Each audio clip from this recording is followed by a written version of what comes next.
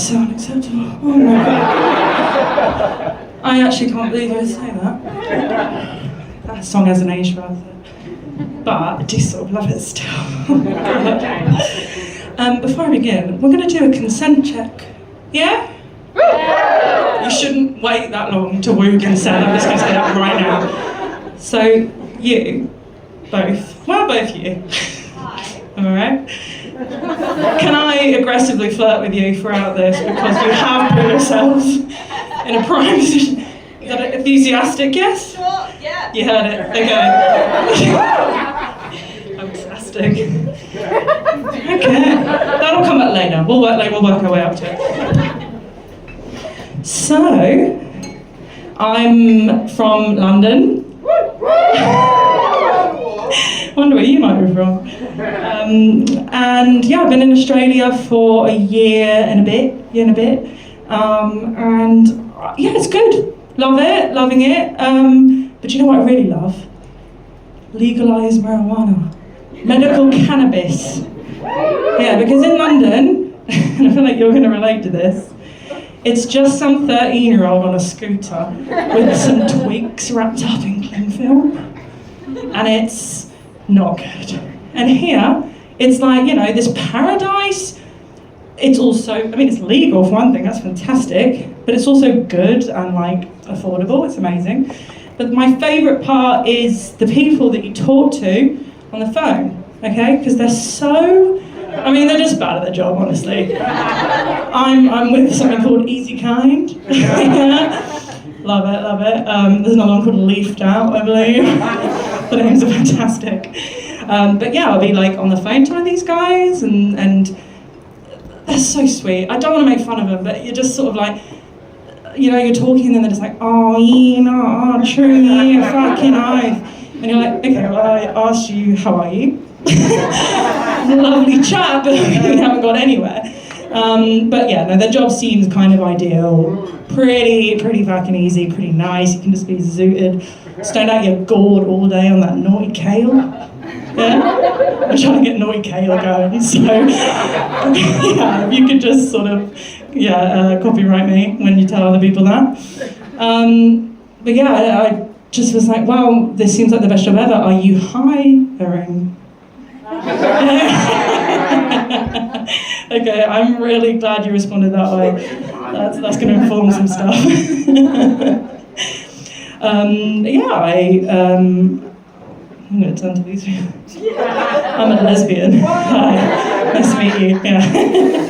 I'm so sorry.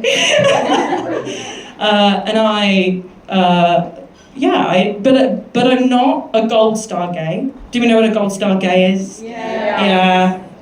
Surprising, I don't need to explain it to the West End crowd, but I will, just in case. It's obviously when, you know, gender binaries aside, but it's like the idea that you are a gold star gay if you've only ever been with the same sex. But I'm not that, like, at all. It's actually, I'm like more of like a swamp mud lesbian. Sounds like something like a gay ogre would be into. But I just think that it took a while to figure things out because I think men are, actually someone said this to me earlier, I'm going to steal it, men are very easily impressed. It's true. And also slutty. Like, and I was like this horned up teenager and like also horned up adult, fine. And you know, you're just sort of maybe there's a girl like in the distance, but you can't see her because this guy is just like in the way. And when you're just sort of like, well, it's got to be now, so yeah, all right, go on then, you'll do. I've been with a lot of guys. Take the number you're thinking of, maybe add a 0. Yeah. So, but I mean, you know, I've tested the product. You can't say that I don't. You can't say that I haven't tried, giving it a good old college try. But yeah, I'm living in this echo chamber of like queers and women and like trans and non-binary people and that whole gaggle of us. And I love it, I do, but I sort of miss like the really simple friendships. Like with a bloke, you'll just be sat on the couch and watching footy maybe and open some beers and like that's it. You don't have to emotionally give yourself all of the time. Like a lesbian, whenever I'm with her, most of the time will just like grab my hand and look me in the eyes and say, "But how are you really?" Don't ask me how I am, I'll cry. I'm just bubbling under the surface. I mean, it's never good. It's on the brink at all times. But how are you really?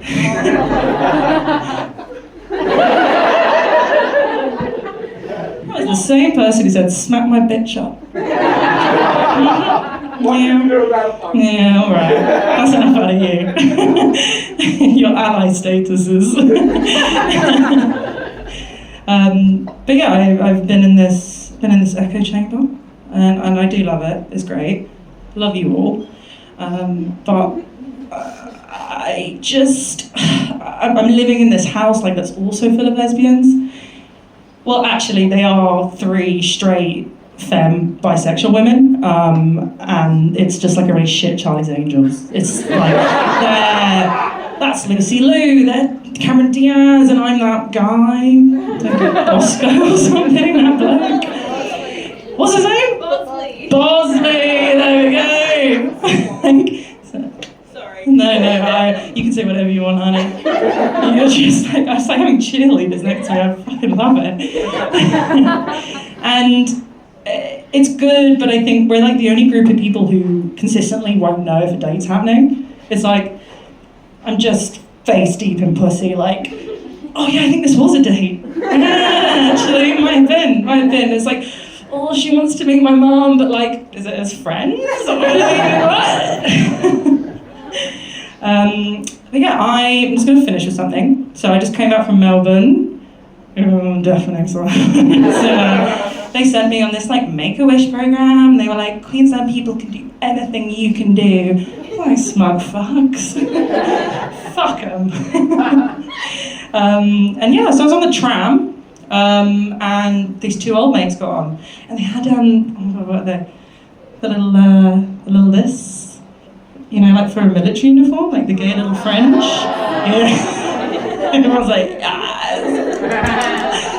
It's like cunty actually. It's like little shoulder pads. Just like strut popping into battle.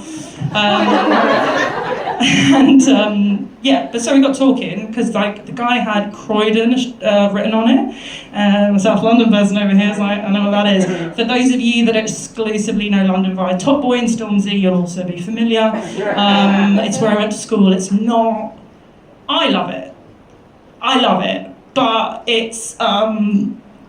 I'm recording this, so I'm just going to stop there. It's a place. It's great.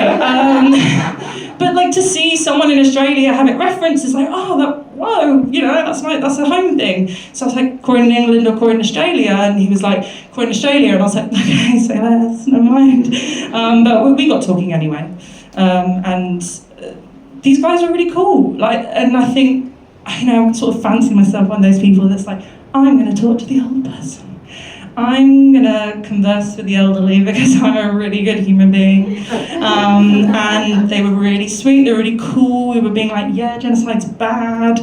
Oh my God, they were amazing, they were so interesting. They lived up this stuff, all this war, they were 92. I was like, wow, what a great conversation. And then we got talking about the Japanese. Yeah, no, it wasn't good. And at this point, I've associated myself with these guys. Like, the whole tram is like, well, she's their best friend. I'm like, no. And he was just about to be like, and the word we used to call them is, and I was like, and then I just sort of like yeeted myself out the tram and couldn't tell you if it was actually my next stop or not. But yeah, turns out, like, I really thought, oh, you know, I don't have to stereotype old people because of their age. Like in Melbourne, old people are liberal and everything can be different here. And it's like, no, it's exactly the same. So do not strike up a conversation with an old person thinking like they're different. Okay, yeah, that's my time. Thank you so much, guys.